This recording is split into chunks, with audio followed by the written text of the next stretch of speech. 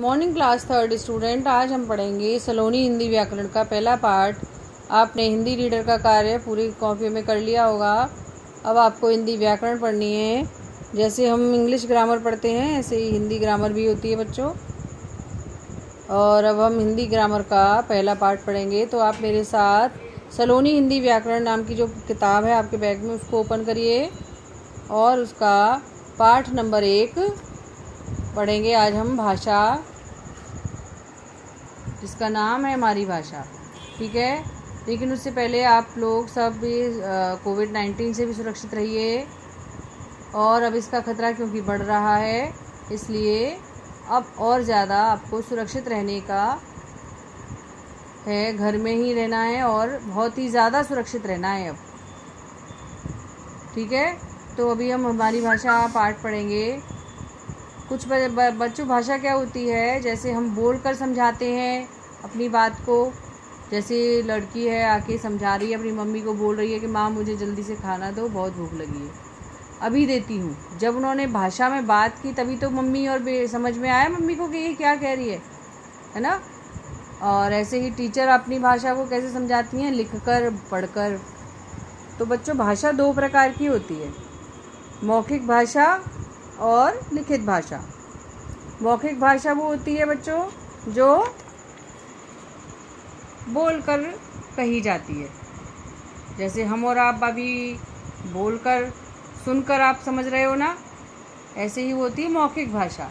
अब लिखित भाषा क्या होती है, लिखकर कही गई बात। जैसे आप इस किताब को पढ़ रहे हो भी, तो ये क्या है, लिखित भाषा है।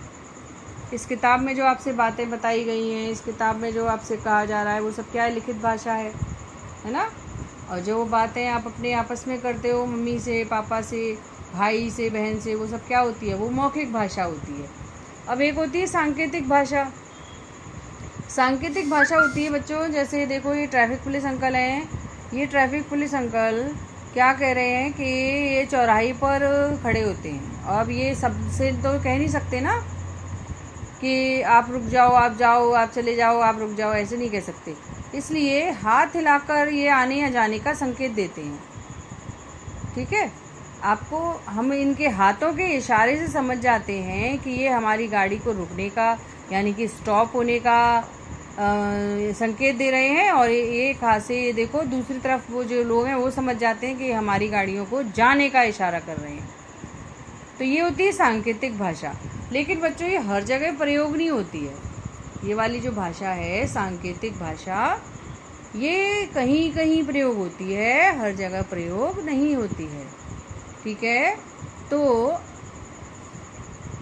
अतः सांकेतिक भाषा को भाषा का मान्य दर्जा प्राप्त नहीं है। संकेतों का जो इस्तेमाल होता है, इशारों का जो इस्तेमाल होता है, वो हम कभी कभी करते हैं, कहीं कहीं करते हैं, हर जगह नहीं होता है। अब आप अपनी मम्मी से सांकेतिक भाषा का प्रयोग करके कोई बात कह सकते हो? नहीं। मम्मी कहेंगी क्या कह रहे हो, बोल कर बताओ, है ना, ऐसे कहेंगी। तो बच्चों, अब आगे देखो, पढ़ते हैं अब हम भारत की राष्ट्रभाषा। भारत की राष्ट्रभाषा क्या है? हिंदी। हिंदी हमारे देश की राष्ट्रभाषा है। सब लोग हिंदी बोलते हैं ना हमारे यहाँ, हिंदुस्तान है ये, हमारा इंडिया है। ऐसे ही हर जगह की अलग अलग भाषा होती है।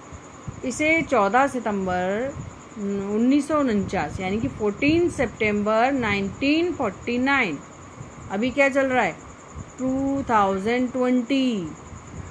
लेकिन भाषा को कब लाया गया प्रयोग संघ में? 1949 को भारतीय संघ द्वारा राष्ट्रभाषा के रूप में मान्यता प्रदान की गई। इसलिए प्रतिवर्ष हम 14 सितंबर को हिंदी दिवस के रूप में मनाते हैं।